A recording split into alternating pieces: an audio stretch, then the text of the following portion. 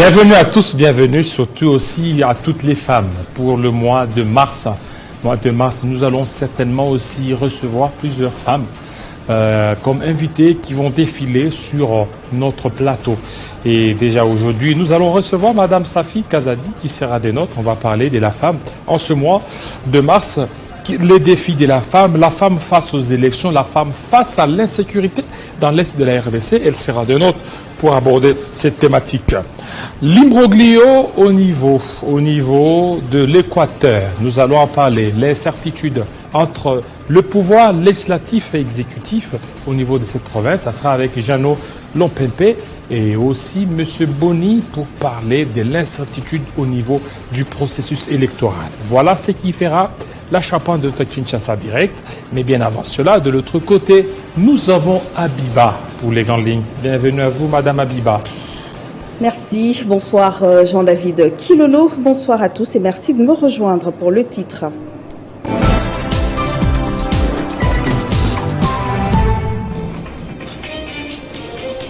La République démocratique du Congo attend de la visite du président français Emmanuel Macron en RDC la condamnation de son pays au Rwanda qui soutient la M23. C'est en ce terme que s'est exprimé Lambert Mende devant la presse. Pour ce haut cadre de l'Union sacrée, le président Félix Tshisekedi devra dire la vérité au président français sur les enjeux de l'heure en RDC et surtout dans sa partie orientale.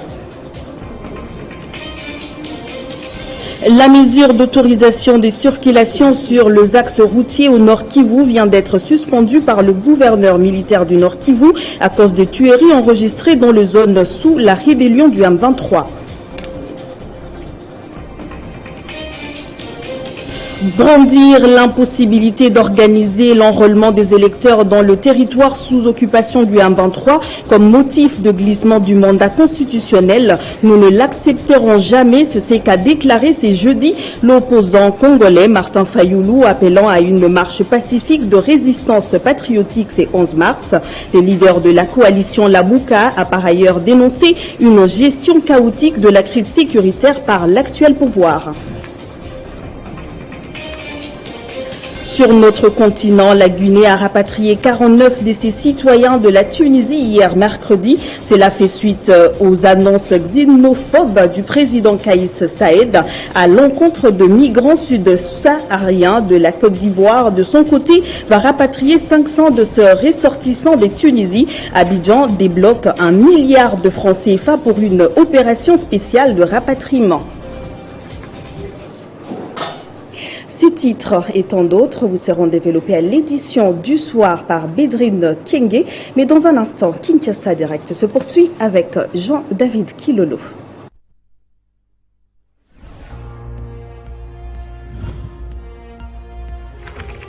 L'actualité reste en continu.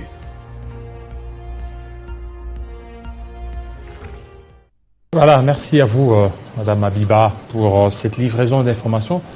Tout de suite, nous allons recevoir notre première invitée, c'est une dame, parce que l'honneur doit être fait aux dames, et c'est tout de suite. Les élections n'arrangent pas un pays en soi. Les élections ne constituent qu'un point de départ et non d'arrivée. Pour le moment, ce que nous devons savoir, c'est que les élections nous auront aidés à vider la crise de légitimité. Et donc, je rêve que le discours puisse céder la place aux actions, parce que je suis convaincu que nos élites ont beaucoup investi dans la rhétorique. On parle beaucoup, on agit moins. Et faisons en sorte que la démocratie, la bonne gouvernance et le développement puissent s'articuler pour que nous entrions dans une dynamique de la paix. Non pas la paix des cimetières, celle que nous voulons chercher après avoir massacré tous les Congolaises et les Congolais, mais la véritable paix qui vient de nos cœurs, que nous puissions lutter contre deux mots qui ont gangréné notre société, l'arbitraire et l'impunité. C'est donc un véritable changement de mentalité que nous recherchons. Arrêtons de lecture erronée des relations internationales où nous voudrions des cadeaux que les autres nous donnent. Non, devenons des acteurs. Dans la vie, il faut éviter des gens qui caressent des grands projets sans aucune réalisation. Il faut avoir l'humilité du commencement. Osons commencer et les autres vont continuer avec l'œuvre. Mais au lieu d'avoir dans les tiroirs des projets irréalisables d'un pays dont nous rêvons mais que nous ne verrons jamais, ce pays-ci c'est le nôtre, alors commençons à agir au fur et à mesure. Tel est le chemin que je voudrais tout tracer pour notre République. Si vous le voulez, nous le ferons ensemble. Je vous remercie.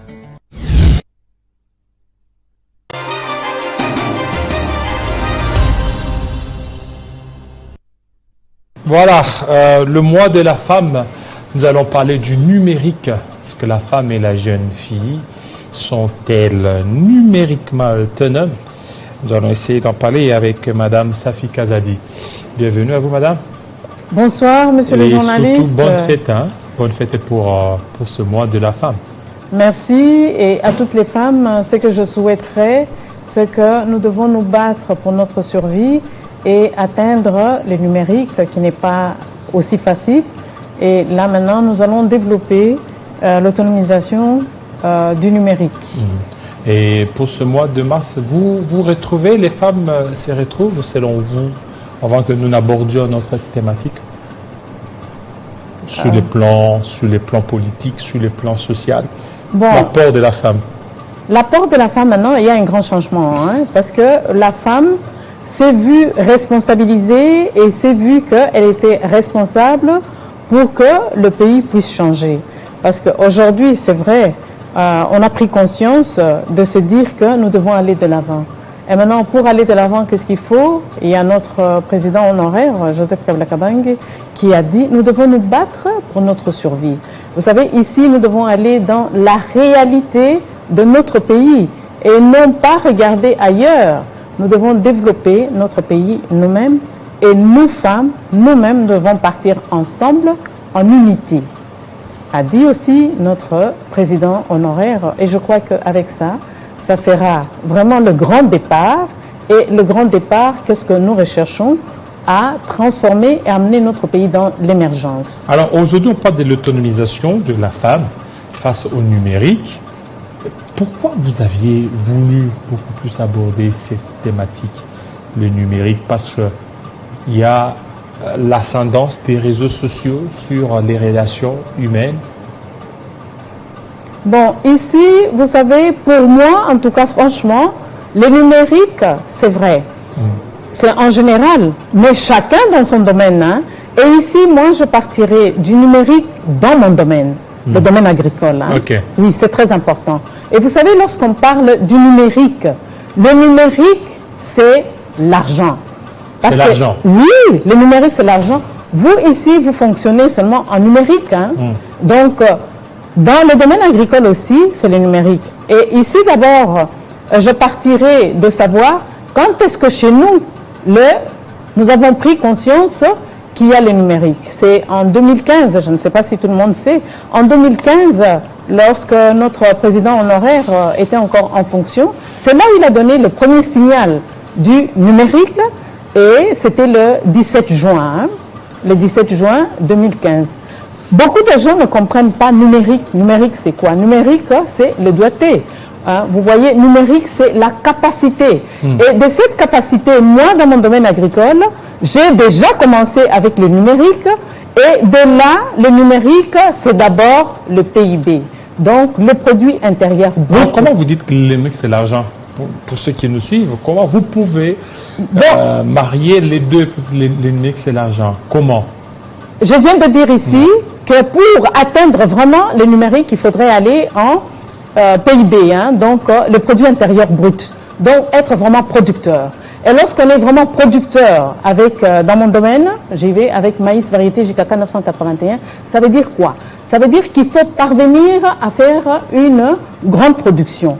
De cette grande production, qu'est-ce qu'il y aura? Il y aura la distribution. Lorsqu'il y a production, il y a distribution, qu'est-ce qu'il y a? Il y a la transformation. De la transformation, ça nous amène où? Ça nous amène à une valeur ajoutée, a dit notre président honoraire, qui est l'initiateur de la sémence, donc de la variété JKK 981, et à qui il a doté à tout Congolais cette sémence gratuitement pour qu'il a dit, vous voulez devenir riche, il faut aller en énergie créatrice. Et une fois qu'on va en énergie créatrice, qu'est-ce qu'il y a?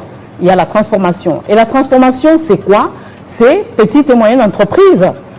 Petite et moyenne entreprise, ça veut dire l'industrialisation. Lorsqu'on commence à atteindre l'industrialisation, ça veut dire on devient quoi? On devient autonome. C'est ça l'autonomisation. Vous voyez, on devient autonome. Qui dit autonome dit quoi? Dit on est dans l'indépendance économique. Et lorsque vous êtes en indépendance économique, vous avez maintenant accès au numérique. Ça veut dire, chez moi, dans les champs, je n'ai plus le décamètre, j'ai le psychomètre, le cyclomètre qui, pour une grande superficie, vous n'avez pas à vous fatiguer, hein, parce qu'avec les décamètres, vous vous déplacez. Mais là, vous roulez tout simplement, vous avez la superficie et le numérique, c'est très rapide. Et dans la rapidité, qu'est-ce que vous avez? Vous avez la qualité. Mais de lui-même, le président honoraire, parce que si aujourd'hui, il vous parvient à faire 1500 hectares, c'est parce qu'il est dans le numérique. Il suffit tout simplement qu'il commande son engin, et là maintenant, c'est l'engin qui part en une grande production numérique. Ça veut dire qu'une grande superficie énorme que vous avez en un laps de temps.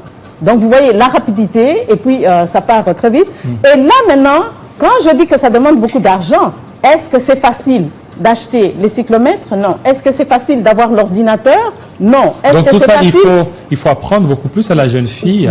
Pas seulement la jeune fille. Mais pas seulement la jeune fille, apprendre beaucoup des gens au numérique, parce que le numérique, ce sont les dernières inventions. Et d'où il faut beaucoup plus du temps, et ça risque aussi de peser sur l'agriculture et autre chose. Non, ça ne pèse pas. Pourquoi? C'est pourquoi je vous ai dit que nous devons partir en PIB, donc produit intérieur brut en production. Parce que lui-même, notre président honoraire, je crois qu'il est le seul ici dans l'agriculture de grande envergure numérique. Ah oui, il est. Et ça, nous devons savoir. C'est pourquoi je vous ai dit que le numérique, ça coûte cher. Hein? Numérique, ça coûte cher. Numérique, c'est les doigtés. Alors, vous savez, maintenant, lorsqu'on est dans le numérique, on peut dire que oui, c'est vrai, comme le thème lui-même le dit, c'est une éducation. Mais de cette éducation, il ne faut pas oublier, sur les numériques, bientôt, on n'aura plus les écoles en bâtiment, ça sera tout vidéoconférence. Et avoir accès au numérique, ça veut dire qu'il faut beaucoup travailler, qu'il faut le sacrifice du travail, et il faut être aussi, comme l'a toujours dit notre président honoraire, dans l'unité. Le travail collectif. Vous voyez, tout cela demande beaucoup d'argent. Alors, pour ça, qu'est-ce qu'il faut? Il faut aller en unité. Qu'est-ce qu'il faut? Il faut travailler. Et lorsque vous avez beaucoup d'argent, comme je venais de vous dire, lui-même a dit énergie créatrice. Et de l'énergie créatrice, qu'est-ce qu'il y a? On a déjà tout ce qu'il faut, les équipements, ça veut dire on est déjà dans l'industrialisation. Parce que là, c'est la technologie. Hein? Donc, c'est une technologie, vous êtes à distance. Vous savez, je peux communiquer avec vous, je peux communiquer aujourd'hui, en ce moment, là où je suis en train de parler. Je suis déjà dans le village Ngachi, où je suis en train de faire le suivi maintenant de la saison A de la culture du sémi de maïs variété JKK 981. Donc, à distance, vous avez le contrôle de tout. Et maintenant, il faut aller dans cette éducation avec quoi? Avec le savoir-faire. Et du savoir-faire, qu'est-ce qu'il y a? Il faut s'intégrer. Une fois qu'on s'intègre, c'est quoi? C'est le comportement. Et le comportement, c'est le savoir-être. Parce que vous ne pouvez pas entrer dans le numérique et commencer à naviguer, aller en dehors de votre travail. Donc ici, le numérique, il y a beaucoup de gens qui confondent, surtout ici chez nous, au Congo. Donc ça devient un endroit où il faut s'échanger, injurier et tout ça. Non.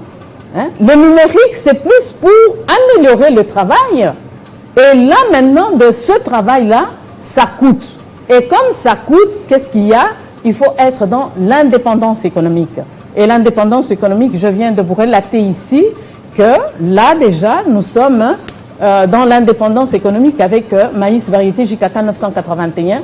Et pour être autonome dans les numériques, c'est là où maintenant il faudrait avoir économiquement de l'argent pour acheter ces équipements-là. Alors vous avez dit maïs JKK 981. 981, c'est quoi?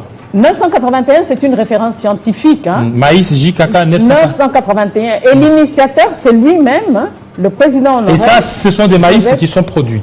Mais oui, c'est la production du maïs. Et ce maïs s'appelle maïs JKK. L'initiateur, c'est le président honoraire, hein, Joseph Kabila Kabange.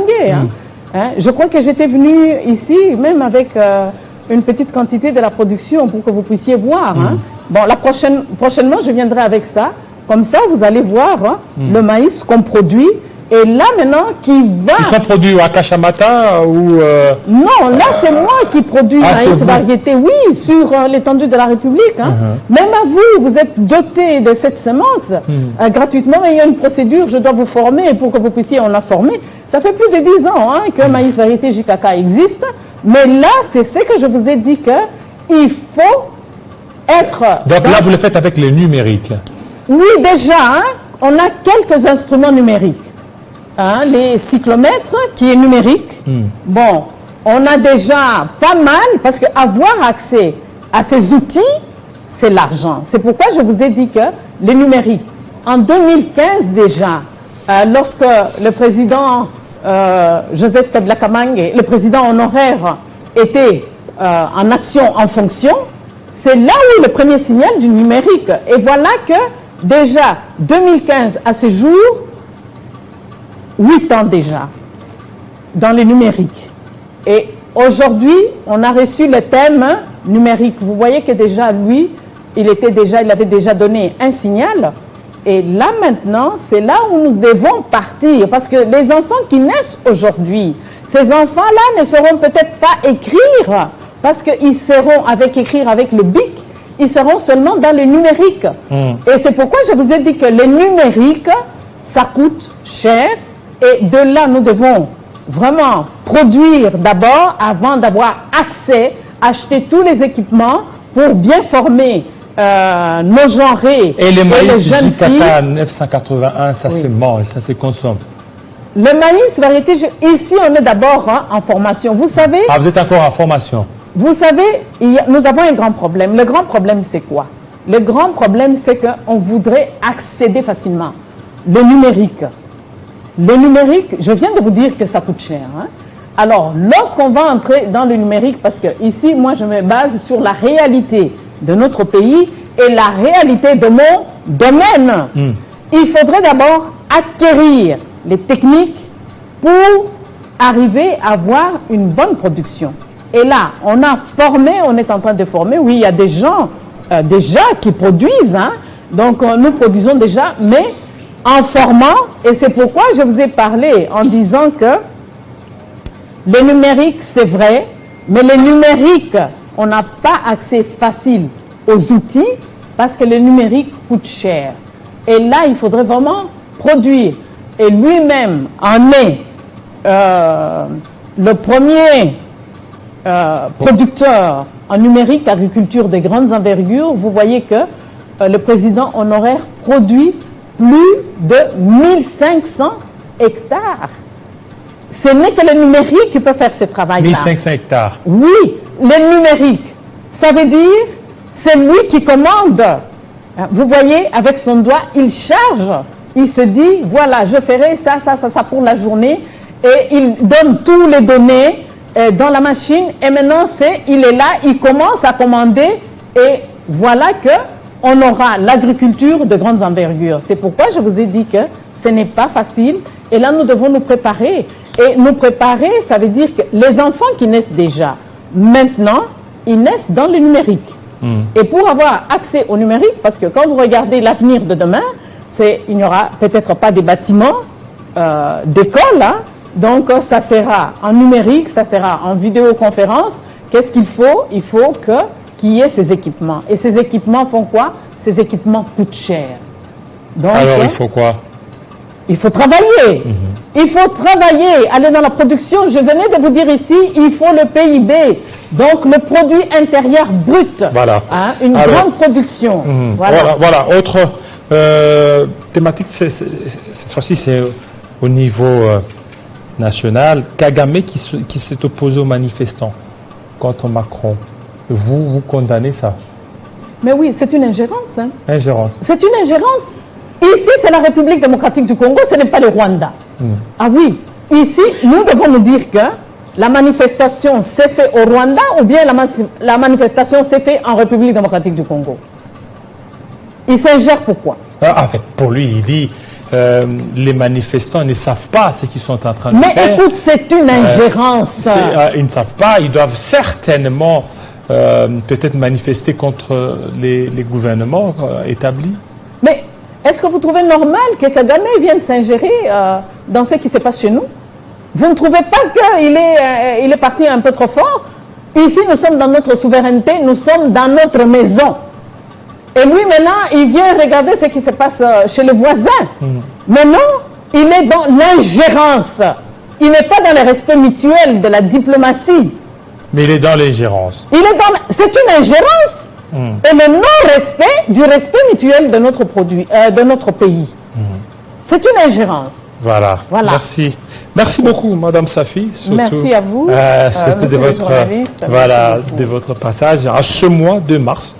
Où c'est la femme qui doit certainement être mise en valeur. Oui, mise en valeur et surtout partir avec la phrase de notre président honoraire qui dit « Nous devons nous battre pour notre survie ». C'est vrai, il faut qu'on se batte pour que nous puissions atteindre le numérique, comme je venais de le dire, aller dans la production.